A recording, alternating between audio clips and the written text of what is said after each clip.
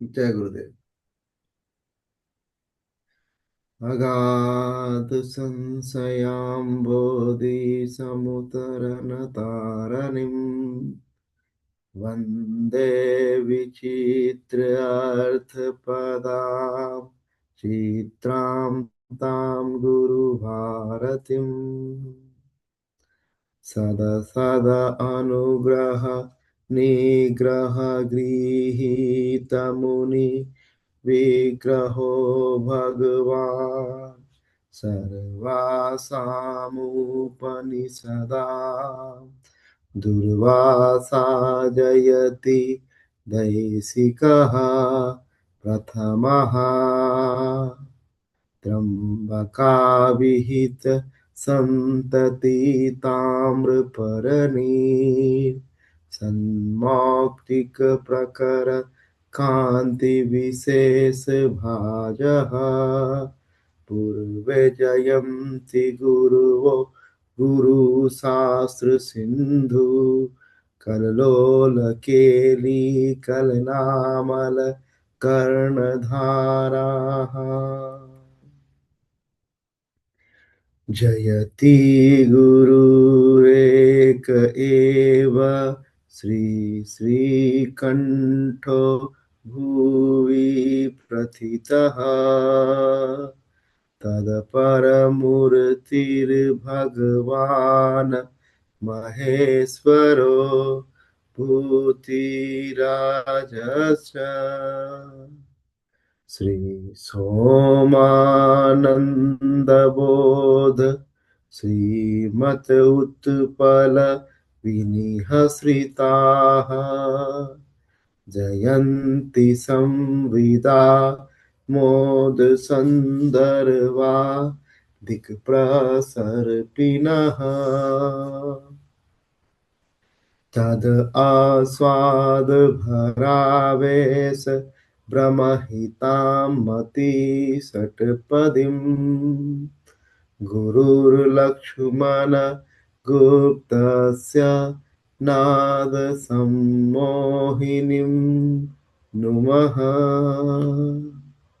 सदाभिनवगुप्तं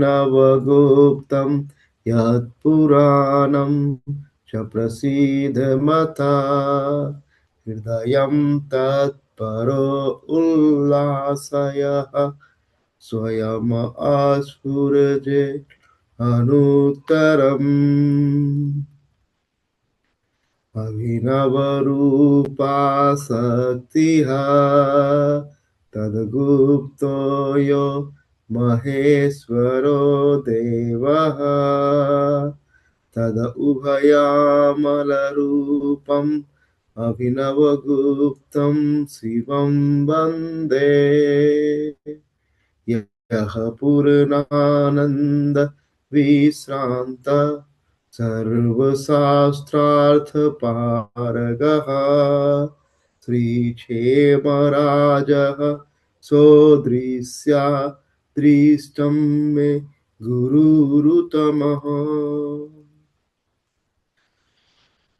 श्रीवसुगुप्त महागुरु सोमानंद प्रभु उत्पल आचार्यन् अभिनवगुप्तं नाथं वन्दे श्रीक्षेमराजश्च नमो निखिलमालिन्यविलास पनपटियसे महामहेश्वराय श्रीरामाय गुरुर्मूर्तये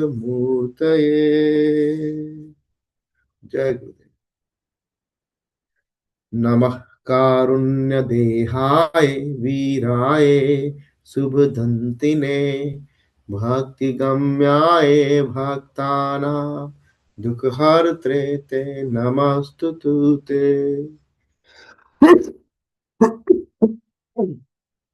यस्य उन्मेषनिमेषाभ्यां जगतः प्रलयोदयोः तं शक्तिचक्रविभं प्रभवं शङ्करमस्तु महः नमः शिवाय सततं पञ्चकृत्यविधायिने चिदानन्दघं स्वात्म परमार्थ अवभासिन आस्यानं चित्रस्योगं साकारत्वमुपागतम् जगद्रूपतया वन्दे प्रत्यक्षं भैरवं वपुः आमानन्दसुन्दरपुरन्दरमुक्तमाल्यं मौलोहटेन निहितं महिषासुरस्य पादाम्बुजम् भवतु मे विजयाय मज्जिसिञ्चित् मनोहरम् अम्बिकाया सहस्रशिरसा पुरसपुनातु वः सहस्रचक्षुर्भगवान् सहस्रपाता गले अङ्घ्रिग्रीणमूले नयने च निश्चला त्रयो अपायामि यमपुरसा उपासते ॐ सन्नो मित्रः सन्वरुणः सन्नो भवते अर्यमा सन्नो इन्द्रो बृहस्पतिः सन्नो विष्णुरुक्रमः नमो ब्रह्मणे नमस्ते वायु त्वमेव प्रत्यक्षं ब्रह्म असि त्वमेव प्रत्यक्षं ब्रह्म वदिष्यामि रीतं वदिष्यामि सत्यं वदिष्यामि तन्मा अवतु तत्त्वाकारम् अवतु अवतु माम् अवतु वक्तारम् ॐ शान्तिः शान्तिः शान्तिः जय गुरुदेव हर हर Mahadev. Now I'm going to continue the previous part of the Tantric and philosophical aspects of Kasmir Shavism. Let's come along.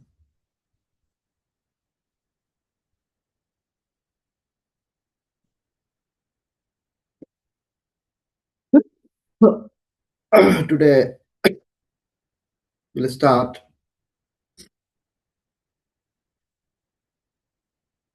after remembering the Guru Parampara. Just we did the invocation and we bow down in the lotus feet of our Guru Parampara. Let's continue this study, memorial study together. So I'm directly jumping into the preface, what we are studying right now.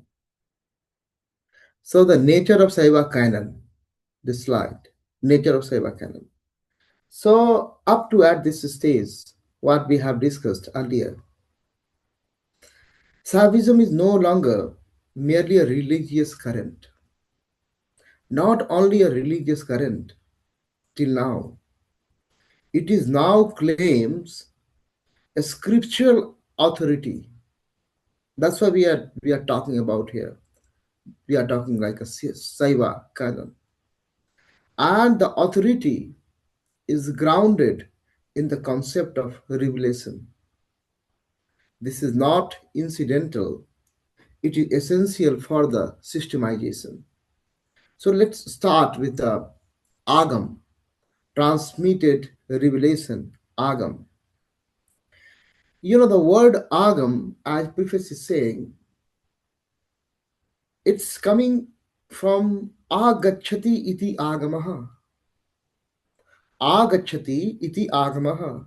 That which come down, जो आता है, that which has come down, that is Agam. This is definition of Agam. That Gyan is coming to us from somewhere, from the para level. It is coming to us. So the definition of the Agam itself implies The transmission, it implies the lineage also. It is coming down through a lineage. It implies the continuity also, and it implies the sacred authority, the divine authority. So, Saiva tradition holds that Agam originate from Shiva himself. So, it is coming from Shiva himself, the Agam. Why it is coming and how it came. So, it is came like revelated to Devi. Shiva revealed to this Agam to Devi, to rishis, to disciples. So then the transmitted through the Guru Parampara. So once it is coming from Shiva, and then it is lineage, through the Guru Sisya Parampara, it is now being transmitted. So this is the Agam. Now the second one is Tantra. Tantra, the expansive doctrine and praxis, the philosophical and practical expansion, Tantra. Because the root word in the Tantra is Tana, the root word. And the meaning of that root word is to stretch, to expand. So even root word is indicating the literal meaning, the definition of Tantra. In traditional etymology, if I go, then tanotu tanoti vistar yati jnanam iti tantram. So tanoti vistar yati jnanam iti tantram. This is the definition of Tantra in the traditional etymology.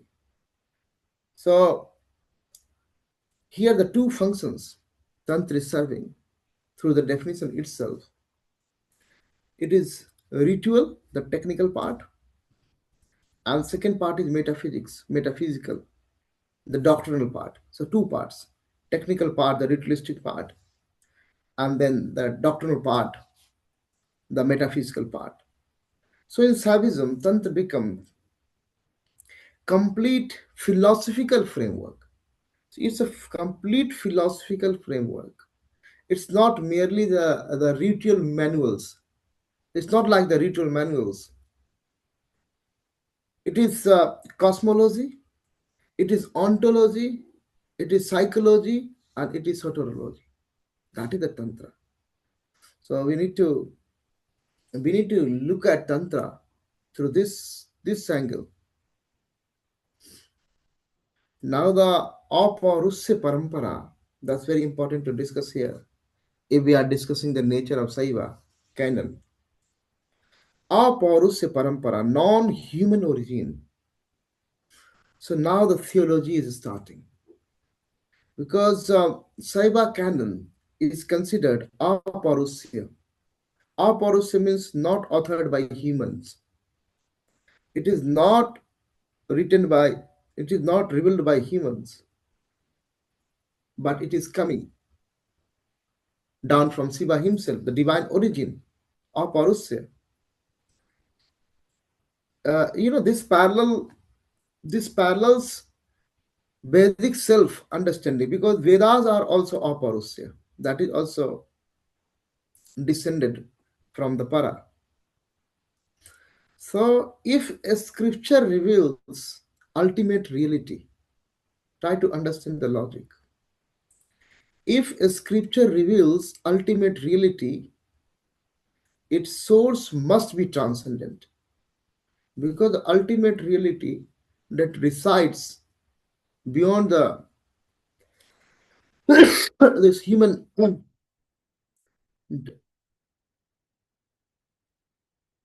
So Shiva is both here. If we are just investigating logically why it is aparusya, then Shiva is object of revelation and Shiva is the source of revelation. So Shiva is the both.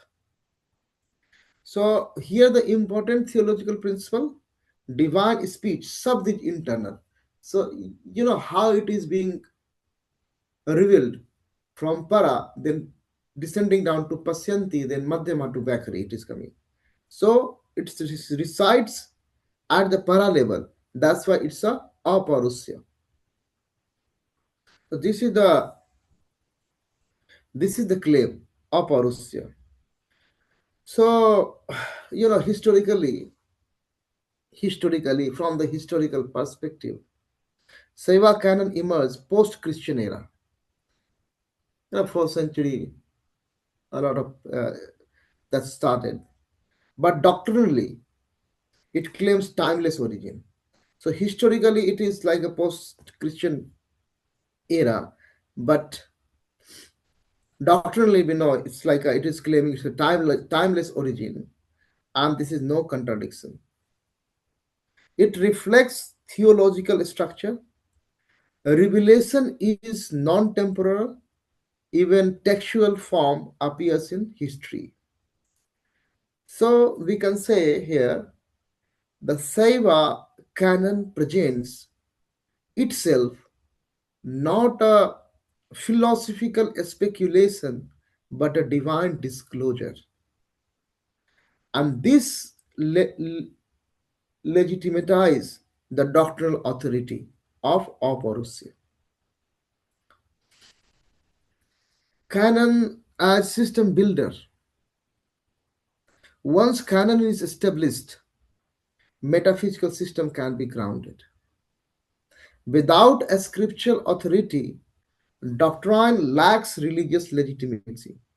So Agam provides first ontological categories, second ritual procedures, third liberation methodology, and fourth cosmological scheme.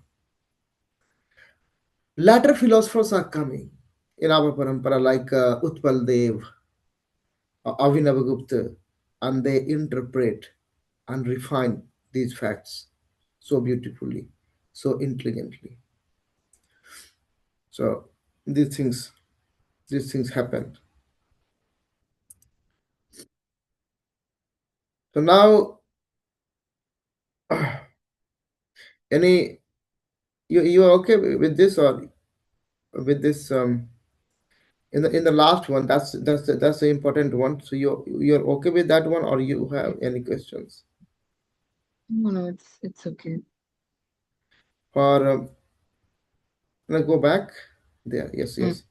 Because it's the most important concept here uh, to establish this philosophy as aparusya, like aparusya sort of thing.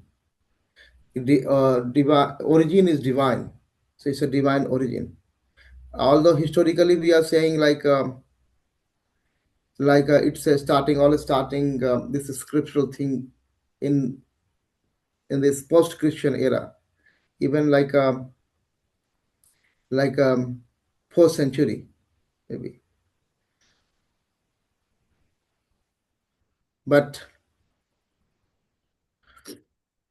um,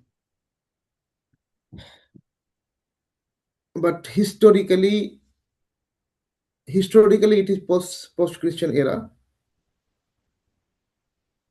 But if we think doctrinally, then it is divine origin because everything is starting from Shiva, the Anadi. So no question. No. Okay. So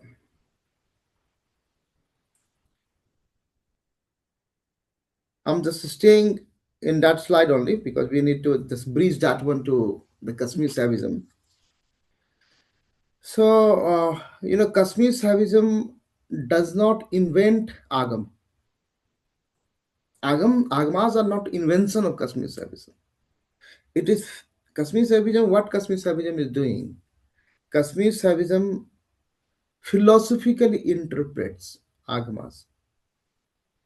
As Avinagupta's Tantra Lok is systemization of the Agamic revelation. And Prativigya gives the philosophical justification for the revealed doctrine. So the canon is coming, then interpretation, and then metaphysics. So in this way, it's going like that. You know. So conclusion is like this: the Saiva Agam, the Saiva not only Agam but the all canon. Saiva canon represents the moment when religious experience, ritual practice, and metaphysical speculation are unified under the authority of revelation. It is this fusion of theology and philosophy that allows Kashmir Savagism to emerge as a fully articulated non dual system. So let's come. Now it's time to come forward. Now, Tantra defined, the definition. It's very important. We had some traces over there. No? So the term Tantra, the term Tantra has suffered from the modern distortion that we know, you know how it is being distorted in our contemporary society. Tantra, people are just suspecting. So, in its original philosophical context, it signifies expansion, not transgression. As we had just discussed the etymology, huh, from Sanskrit root, the tan, just we discussed the tan, to stretch, to expand, to extend. That is the meaning of the root, the mool dhatu. This is the meaning. That's why this definition, tanotu vistaryati jnanam iti tantram. This is the definition. That which expands or unfolds knowledge is tantra. This is the real definition of tantra. It is unfolding of the knowledge. It is the expansion of the knowledge, the method, the system which can expand the knowledge, the method, the system which can unfold the knowledge. This is that setup, that method is tantra. So this definition is not merely lexical. It signals the epistemological function of tantra. It's not like this dictionary meaning. This is indicating epimeristic function. So now we can understand like Tantra is a means of expansion. Tantra is a method of unfolding consciousness, and Tantra is a systematic teaching. This is the Tantra. Why we are talking about the expansion? What is the expansion all about? That's also need to understand, and it's very important question. When the root word, the sun, to expand, to stretch, to extend, what is the expansion all about? So here expansion is of all about of consciousness, the expansion of the consciousness. The whole system is for unfolding the, expanding the, extending the, stretching the consciousness. This is the subject of tantra. So in Saiva metaphysics, consciousness, chitta, is contracted, through ignorance. We know the sankoch, it is sankuchit. Your consciousness, the chit is being sankuchit. That is the case due to the anavmal, due to the ignorance. So the tantric practice expands it back to the universal condition. This is the whole agenda of the tantra. So thus tantra is a soteriological technology. It is basically soteriological technology to to expand the limited consciousness back to the universal condition, the universal consciousness. So Tantra is as a system, not merely a ritual. Cannot look at the Tantra as a ritual only. It's a system. So it's a modern misconception basically. Tantra is like a esoteric ritualism. This is a modern misconception. But in Saiva tradition, Tantra includes cosmology, Tantra includes ontology, Tantra includes psychology, Tantra includes epistemology, Tantra includes ritual practices, and the liberation methodology. So it is a complete philosophical framework. In fact, Tantras often contain more metaphysics than rituals. So here, metaphysics is more than rituals. The real Tantra is like that. The ontology within Tantra. So Tantric text articulates tattva scheme, 36 principles in Shaivism, the 36 categories, the Shiv Shakti non-duality they're talking about, theory of manifestations, and the five divine acts of Shiva, the Panchakritya. So Tantra is a, systematic metaphysical articulation, not a random mystical experiences. It's not like experience is happening now. It's a systematic metaphysical articulation. Now the Tantra versus Vedic ritualism. That's very important to focus on here. And it's an important distinction. Vedic rituals sustains cosmic order. This is the whole objective of the Vedic rituals, to sustain the cosmic order. And tantric practice transforms the consciousness. So Vedic sacrifice, external offerings, and the tantric rituals, internal transformation. This is the difference. Thus, a tantra makes evolution from cosmic maintenance to the ontological realization. So, when you link Tantra with the freedom, Tantra and freedom, so Saiva views bondage is pushing towards the contraction of the consciousness, because the sankoch in the consciousness is coming due to the bondage. And Tantra is giving you the method of expansion. So, from this contraction, you will release yourself and go towards the expansion of the consciousness. So expansion is vikas and contraction is sankoch. So these becomes metaphysical principles in Kasmir Shaivism. And this leads directly to the Aspanda doctrine. Why this matter to the Kasmir Shaivism, this discussion here? Because Kasmir Shaivism is not anti-tantric. It is a tantric metaphysics at its highest refinement. Abhinav Gupta's Tantra Lok is like a systemizes and philosophically justifies tantric revelations. Thus, Tantra, the experiential foundation, and Prativigya, the philosophical articulations, they are complementing each other. Complementary. You know. Now, the correcting the modern misunderstanding is very important here. Tantra, in its Saiva context, is neither antinomian excess nor merely esoteric rituals. It is a comprehensive philosophical and soteriological system grounded in the expansion of the consciousness.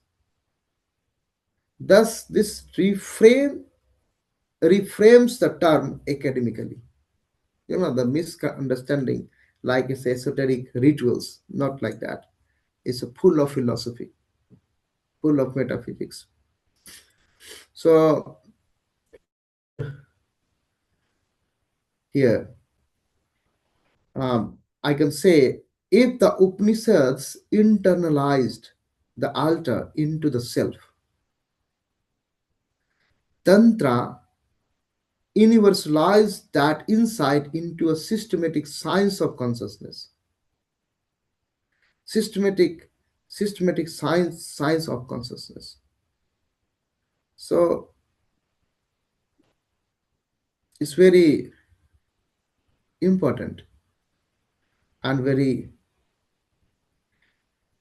rare. And in Kashmir Shavism now represents the most sophisticated philosophical articulation of the Tantric vision. Let's come. So here, Tantra is one of the philosophy within Kashmir Shaivism. No, it's not a philosophy. It's it's like aspect of Kashmir Shavism. The philosophical aspect and Tantric aspects both are flowing together. That's why even the title of this great book is The Tantric and Philosophical Aspect of Kashmir Shavism. Let's come next. Oh, you are there. So now it's a difficult. The dating, the tantras. At this stage, we must make historically responsible distinction, and one that Guruji carefully maintains in the preface.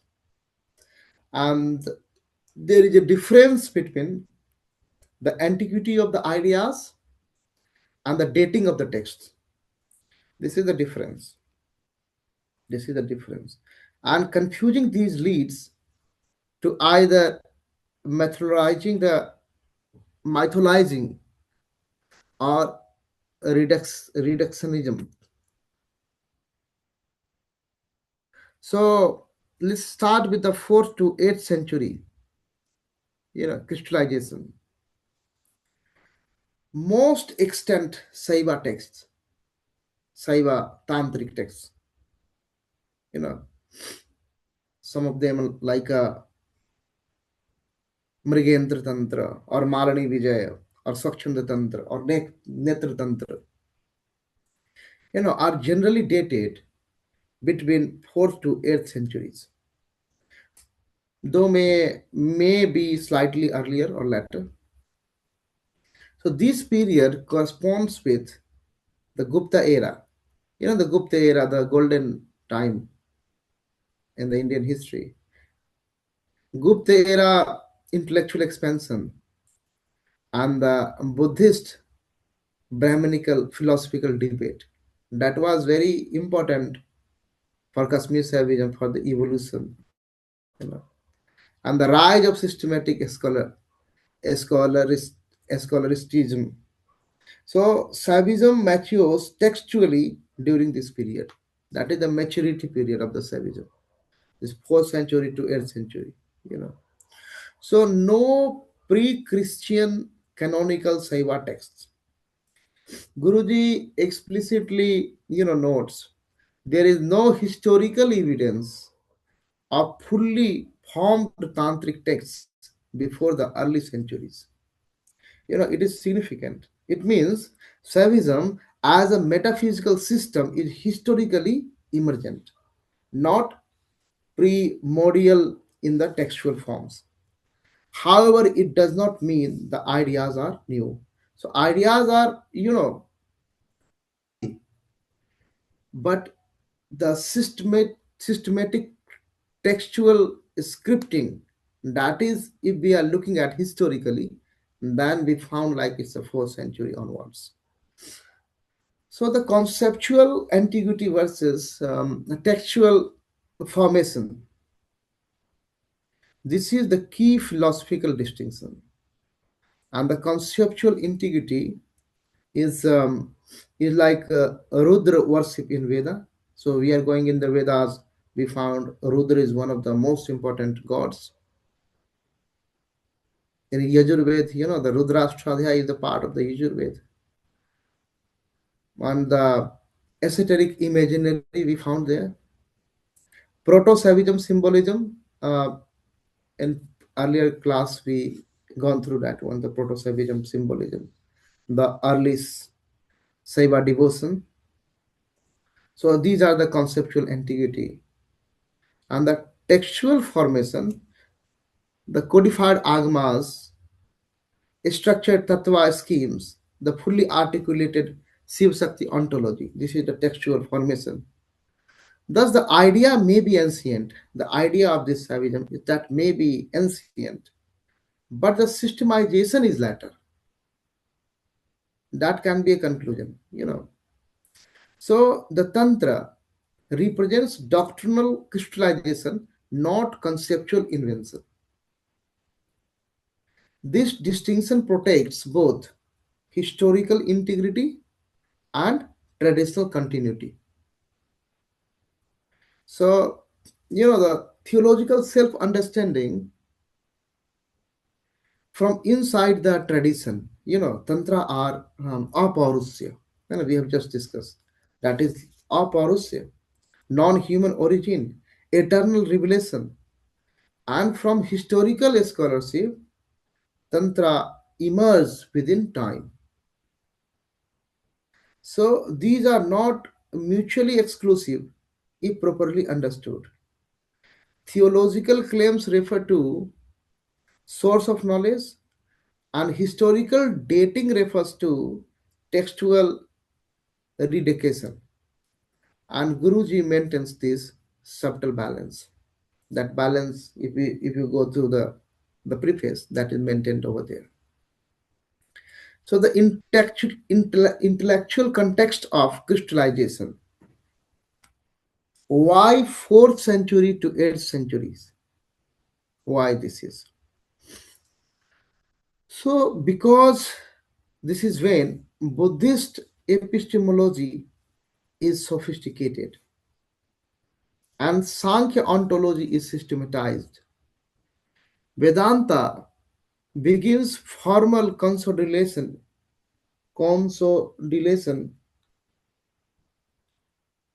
and the temple cultures expands.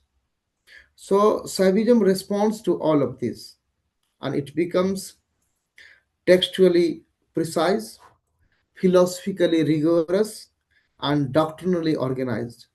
This is no longer cultic religion now. This is a scholaristic metaphysics. It becomes a scholaristic metaphysics.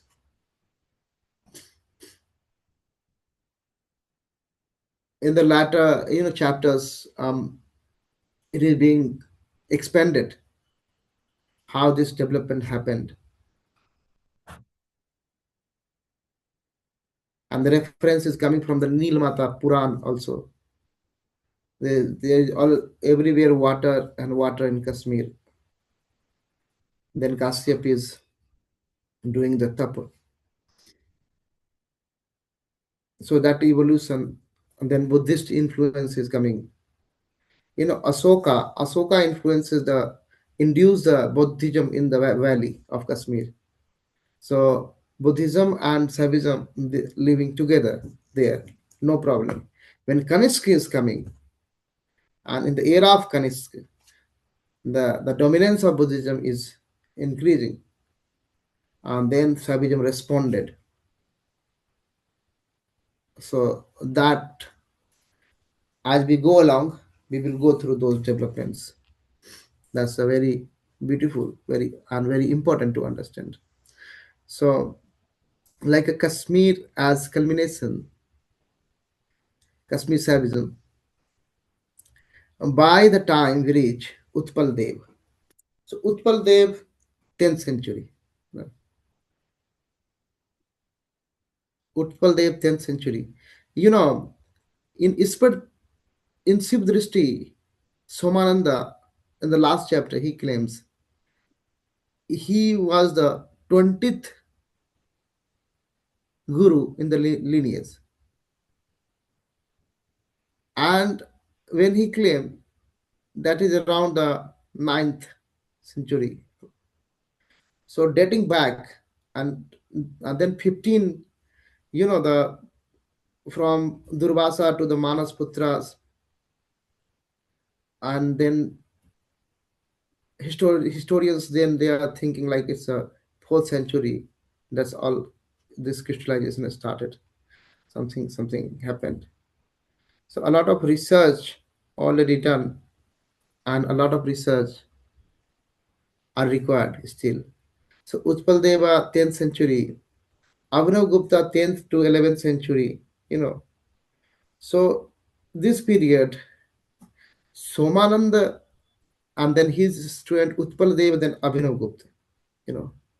The Savagism, they did what they did. Somananda, he just provide us the foundation of this Prativigya.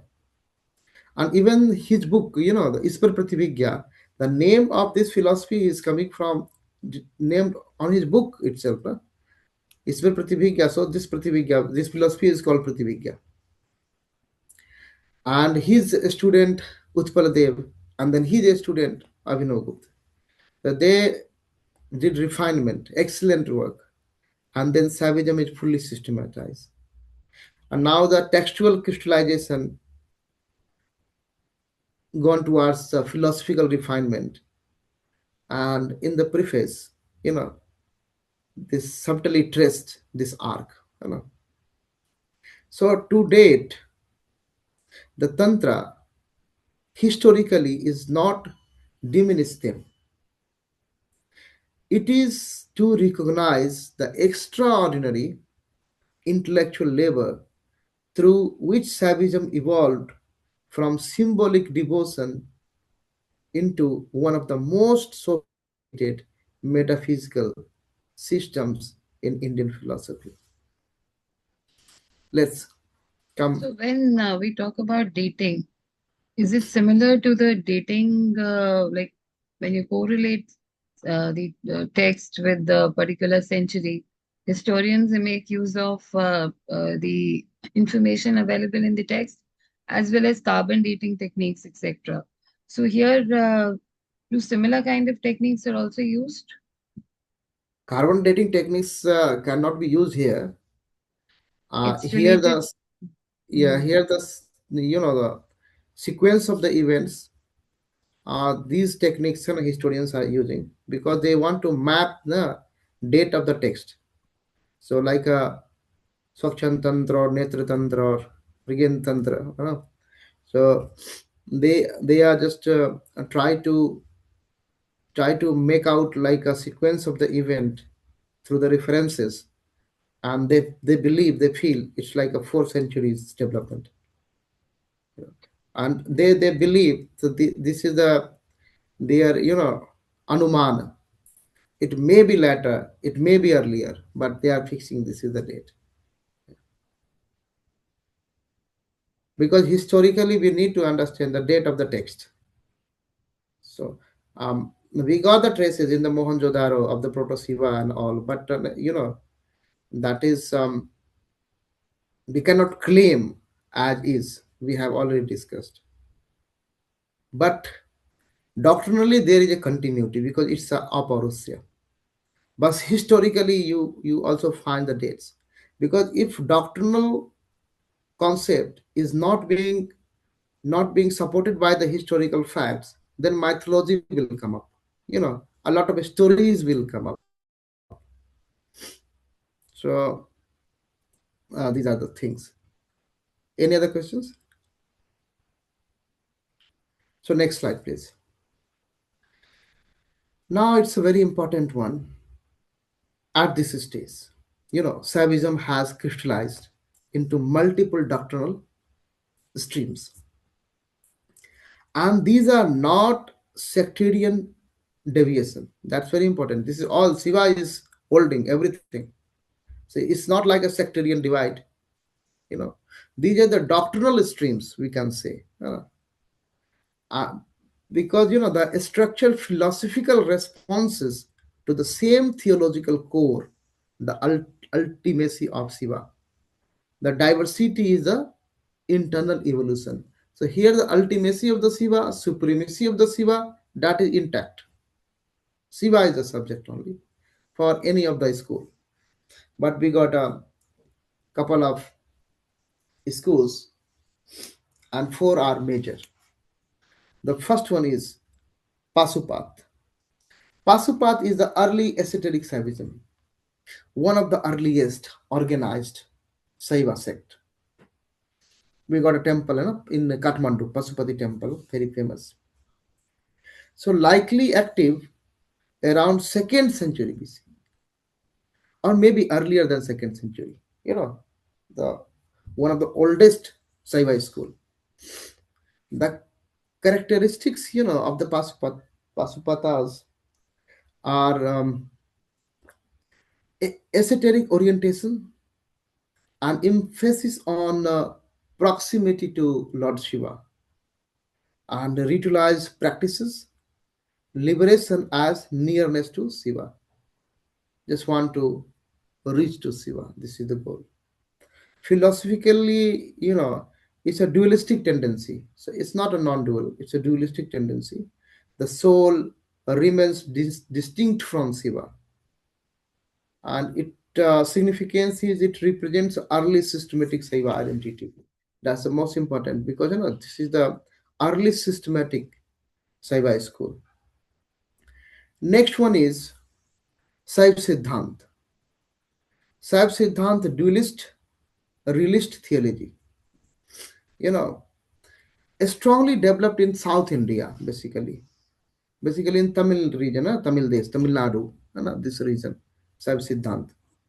Siddhantin are there.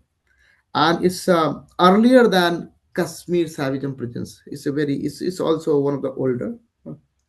And the ontology is, Pati, Pasu, Pas, three.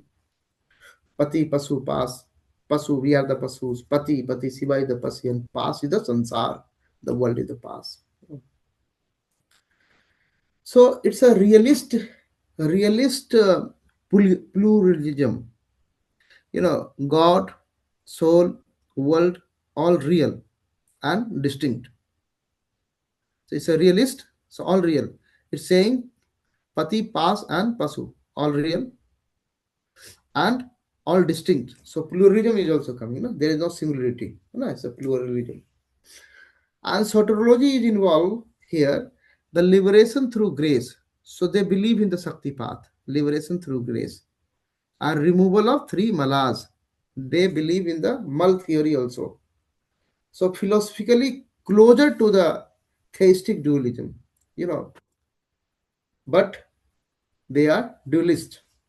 They are pluralist, not dualist, even pluralist, realist. The next school is the Veer Saiva or Lingayat. You listen this word, Lingayat. That emerged in the 12th century. 12th century, under Vasava. Uh, so key feature is a strong bhakti emphasis, strong bhakti, you know, social reform and rejection of the caste hierarchy. They rejected the caste and direct devotion to Shiva. Metaph- Metaphysically, if you think of, then non-dual tendency is coming here. So non-dual tendencies, but devotional framework remains central. So there is a non-dual, but there is a devotion as well. So liberation through self-surrender and divine grace. They believe liberation will come through the self-surrender, Atma Samarpan to the Shiva and divine grace, Anugrah of the Shiva. Now the school is coming. Next school, our school, Trik, Kashmir Sadism. So Trik, the Kashmir Savagism, the philosophical culmination. You know, philosophical culmination is this is the top of the top. The key doctrine is non-dual Shiva, Shiva Shakti unity, Aspanda, the doctrine of vibration, and Prativigya, the recognition. Here, Shiva is not merely the Lord; he is Paramashiva, is the absolute consciousness. You know, absolute consciousness, and the world is a real manifestation of the Shiva's freedom, Swatantra, Swatantra Shakti of Shiva. And this is the most metaphysically sophisticated articulation. This is the Trika. So these four schools. There are many schools, but the four major schools are here. We are highlighting. So unity in diversity, we are talking. Despite differences, all four schools share what is common. Centrality of Shiva, concept of bondage and the possibility of the liberation and importance of the grace. All four schools are, there is no difference. Where is the difference? Difference is on ontology, nature of soul, degree of non-duality, and the soteriological mechanism. So this diversity reflects internal philosophical refinement. This is the beauty. This is the beauty, this is a philosophical, internal philosophical refinements. And the evolutionary, trajectory, we may observe a trajectory here. Pasupat, you know, Pasupats, dualistic ascetic devotion, Saiv Siddhant, theistic realism, and the Veer Saiva, devotional non-duality, and the Trika is metaphysical non-duality. So no replacement, but deepening. Okay, this is the evolution trajectory basically. Uh, So Kashmir Saivism synthesizes ritual, devotion, metaphysics, and epistemology. So, in preface, Guruji includes this overview to show what I believe Kashmir Saivism is not isolated. It extends within broader Saiva evolution. Understanding Trika requires understanding its siblings. It is culmination, not anomaly. Is it okay? So, the four major Saiva schools represent not fragmentation, very strongly I'm saying, but progressive metaphysical articulation. Among them, the Trika system of Kashmir emerges as the most comprehensive philosophical synthesis. I hope it's clear now, the four major Saiva schools. So, this is the most recent one. If you look at the chronological sequence of the four major Shiva schools, so Trick Shaivism is the most recent one, or how will you place it chronologically? Chronologically, Veer Saiva is Veer Saiva also, Trika is a recent one, but Veer Saiva is the most recent, I believe. But contemporary, you can say like that. Because in 12th century, this Bhakti Andolan is more at its, height. So in Karnataka area. So Veer Saivism, it's in the Karnataka areas. And Saiva Siddhanta in the Tamil areas. And Kashmir here in north, we got a Kashmir, Saivism, the Trika. And Pasupat is in that area, the east, that side, and north. So most recent one, Veer Saiba, but Trika is the most comprehensive and culminating everything. Yes. Anything else? But they are not, these are, that's why I talked about the evolution trajectory. These are the internal philosophical refinement within the Saivism. So these schools are basically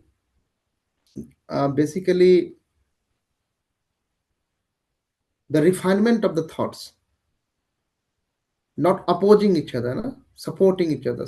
That's why if you want to, understand this Kashmir Saivism, then you need to understand its siblings. You know. Let's come in the next slide, and where we will talk about the Pasupat system.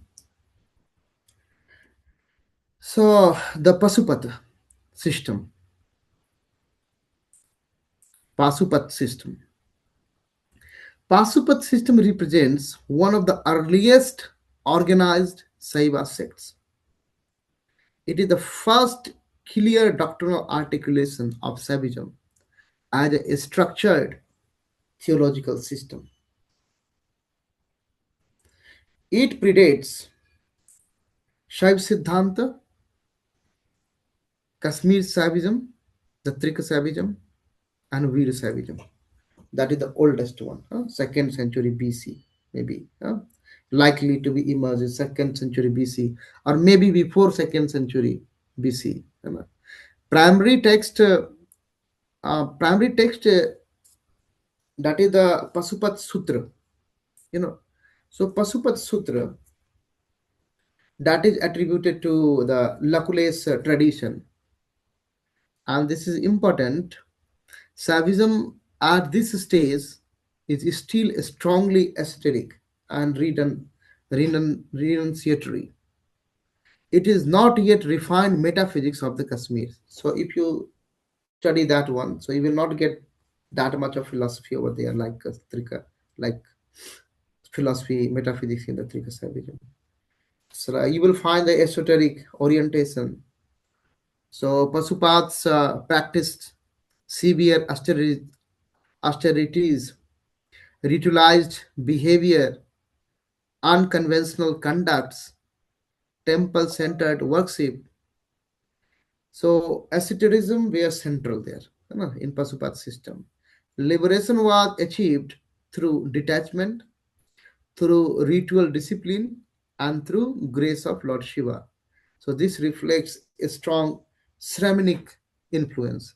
We discuss a Shravan Prampara and Brahman Prampara. So here this reflects a strong Shramanic influences. If I talk about the ontological structure, so Pasupat system is dualistic.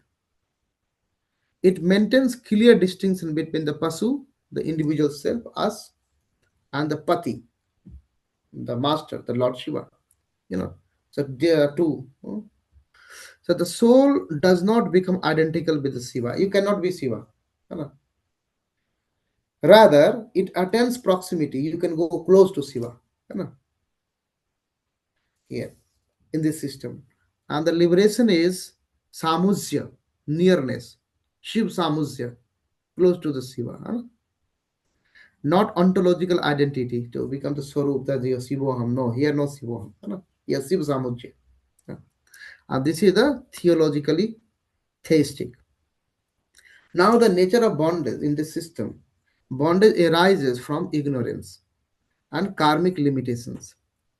But the world itself is real. So here also world is real, not illusion.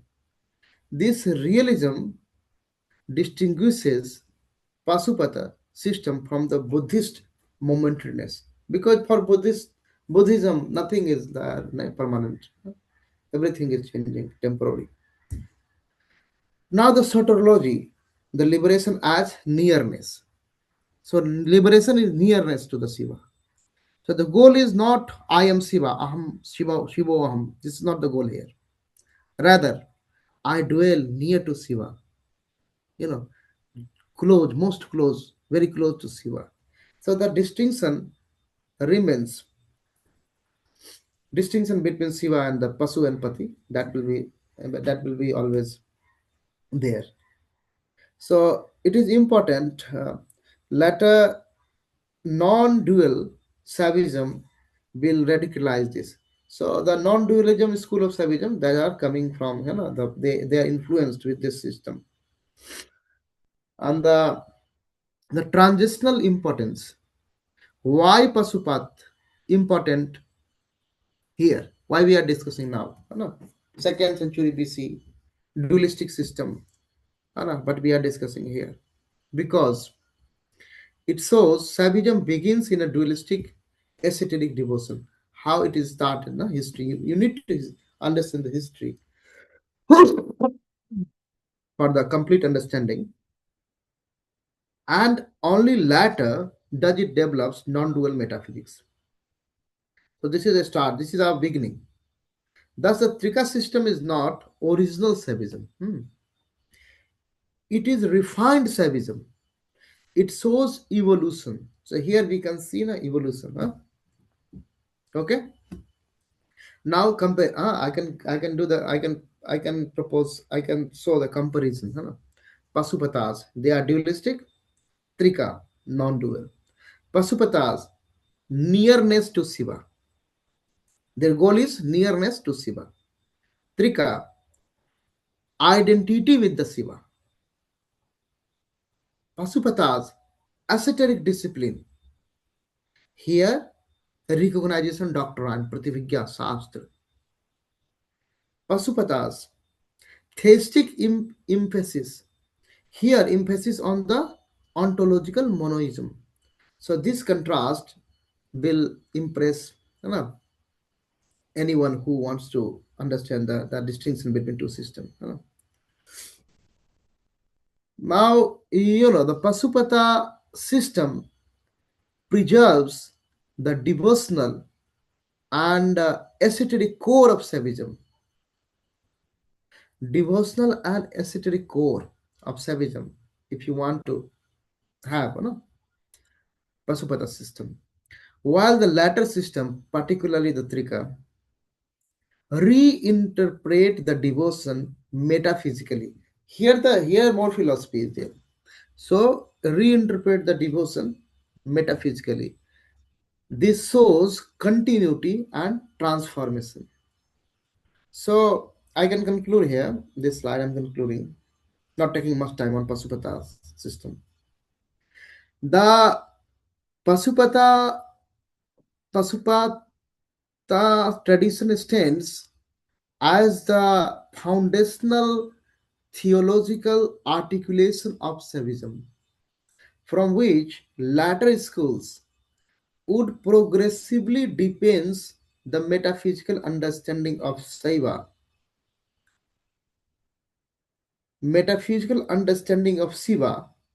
from Lord to absolute consciousness. Shiva is the Lord there, no absolute consciousness.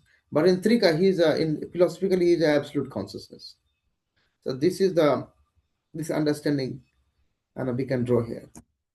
Thank you. Come to the last slide. We are doing five slides every week. So last one for today's class.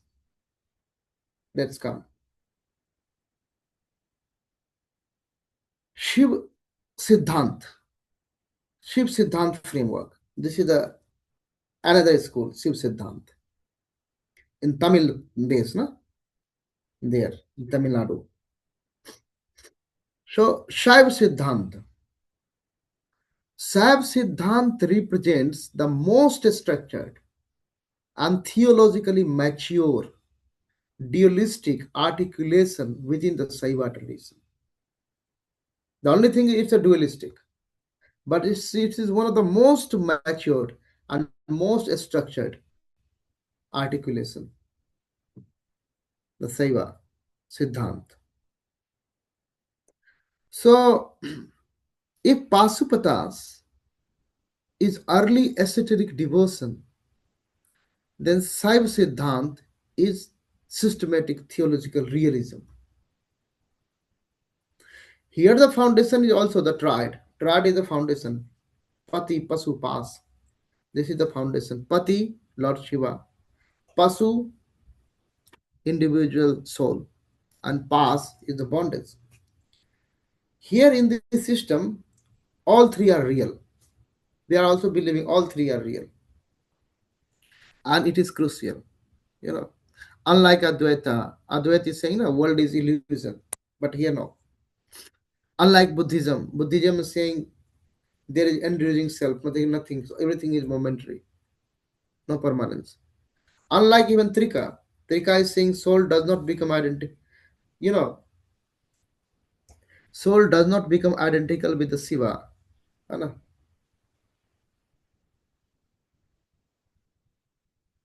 Soul does not become identical with the Shiva because here in the Prativigya, it's a Shiva himself. Just the recognition is required. So the ontology, try to understand very briefly the ontological structure here. The Saiv Siddhant maintains Shiva is supreme, omniscient, and independent. Souls are eternal but limited, and bondage is real and beginningless. So this is a pluralistic realism. Pluralistic because many souls exist. There are so many souls. Unrealist because world and bondage are ontologically real here. So this structure resembles the Sankhya realism and but introduces the theism. Sankhya realism is here, but Sankhya does not believe in theism. There is no God in Sankhya, but here God is also present. So nature of bondage here, bondage arises in Saiv Siddhanta. Bondage arises from Mal. So Mal theory they are accepting. The Anav Mal, Mai Mal, Karma Mal, Mal theory. So these are not illusions. These are real limiting principles. Mal, they are Saiv Siddhanta, they are not considering Mal as an illusion. They are the real entities, real limiting principles, these Malas. So the bondage is ontological, not merely epistemic.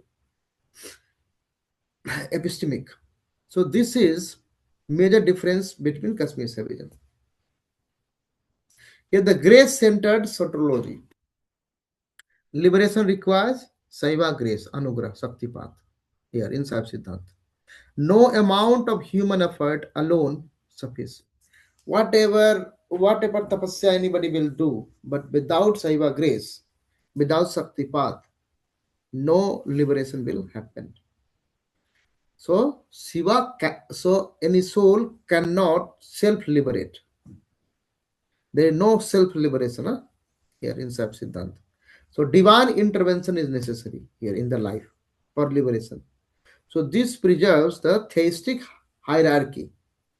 So Saiva remains ontologically superior. He is the superior. There is hierarchy. He is the Lord. So Pati, Pasu, hierarchy is there. So that Saiva Siddhanta is pushing. Now the nature of revelation, how Saiva Siddhanta is talking. Saiva Siddhanta, the liberated soul attains purity, attains knowledge, attains bliss, but does not become identical with the Shiva. Shiva, there is no identical. You become Shiva. Shivaham is not here also. Like in Pasupatas. No Shivaham. The difference remains. This is the theological dualism. There is a dualism, two. One is Lord, one is slave, the Pasu.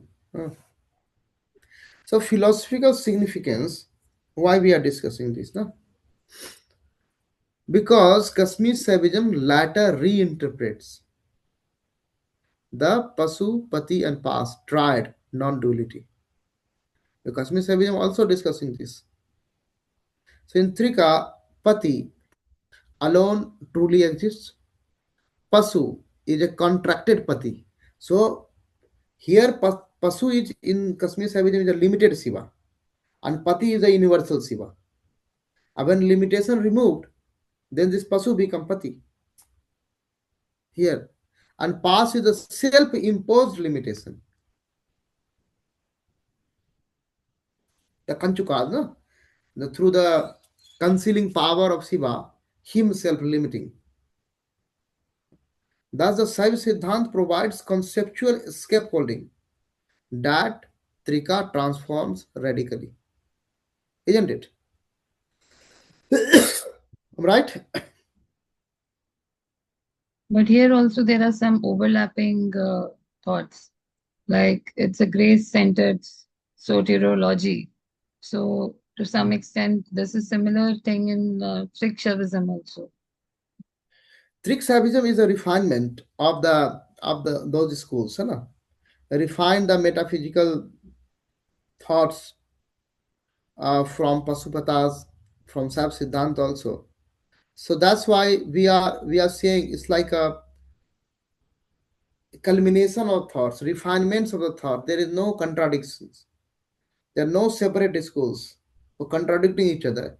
They are the internal philosophical refinements basically. Because I can give you the comparative clarity at this stage because you are asking. Sab Siddhant, the ontological distinction. So here ontological distinction, Pasupati, always distinction. But in the Trika, the ontological non-duality. Pati is a universal Shiva and the Pasu is a limited Shiva. So in Sab Siddhant, soul eternity distinct. And here in Trika, soul identical with Shiva. In Sab Siddhant, bondage is real, but in Trika, the bondage epistemic contraction, bondage the sankoch.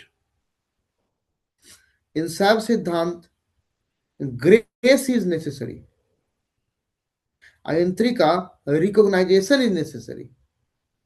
Although recognition is coming from the grace only, but here more focus on the Prativigya. You know. So these are the refinements basically. Hope you understand. So Sab Siddhant is not philosophically primitive. It offers a structured metaphysics, sophisticated ritual theology, and highly developed temple culture. It remains dominant in South India. In Tamil Nadu, if you go, then find a lot of practitioner of the Saiv Siddhanta. And Kasmir Saivism is not the only form of Saivism, no, but a particular philosophical radicalization. That is also important to note. That's why we are discussing other schools also. If you are not alone, how development happened. That will give more clarity. So, Saiva Siddhant preserves the devotional and the realist core of Saivism, grounding liberation in divine grace while maintaining ontological distinction. And the Kashmir Saivism will later internalize and transcendent this structure into a radical non-dual metaphysics. Hope this is clear. So thank you very much. Now I will recite. Now I will recite Bhairavastava. I will share my screen then end with the Bhairavastava. I hope it's very thoughtful discussion today. Let's come. Atha Bhairavastava. व्याप्त चराचर भाव विशेषम चिन्मयमेकमनन्तमनादिं भैरवनाथमनाथ शरण्यं तन्मयचित्ततया हृदय वन्दे तन्मयमेतदशेषमिदानीं माति भाति मम त्वमनुग्रहशक्त्या त्वं च महेश सदैव ममात्मा आत्मयं मम तेन समस्तं स्वात्मनि विश्वगते त्वयि नाथे तेन न संसृतिभीतिकथास्ति सतस्वपि दुर्धर दुःख विमोह त्रासविद्यायसु कर्म गणेषु हन्तक मां प्रतिमादृशमेन क्रोधकरालतमाविनिधिः शंकर सेवन चिंतन धीरो भीषण भैरव शक्तिमयोस्मि हितस्मुपोदभ भवमय संभि धीति तारित भूरित मिश्र मृत्युयमांतक कर्म पिशाचर नाथ नमस्तु न जातु बिभेमि प्रोष्ठित सत्य विबोध मरीचि प्रोष्ठित विश्व पदार्थ सतत्व भाव परामृत निर्भर पूरने तो ये हम आत्मनि निर्मित मेमि मानस गोचर में यदैव क्लेश दशा तनुताप विधात्री नाथ तदैव मम त्वयि भेद स्तोत्र परामृत वृष्टि रुदेति शङ्कर सत्यमिदं व्रतदान स्नानतपो भवतापविदारी तापकशास्त्रपरामृतचिन्ता यस्यन्ति चेत्सि निर्मितिधारा नृत्यति गायति हृष्यति गानम् समिधियम् मम भैरवनाथ त्वां प्रियमाप्य सुदर्शनमेकम् दुर्लभमन्यजनैः समाख्यम् वसुरूपस्य कृष्णदशाम्याम् अभिनवगुप्तः आशवं करो येन विबुधभवमेरुसन्तापं क्षमयति झटयति जनस्य दयालु इति भैरव स्तोत्रम्। जय गुरुदेव हर महादेव।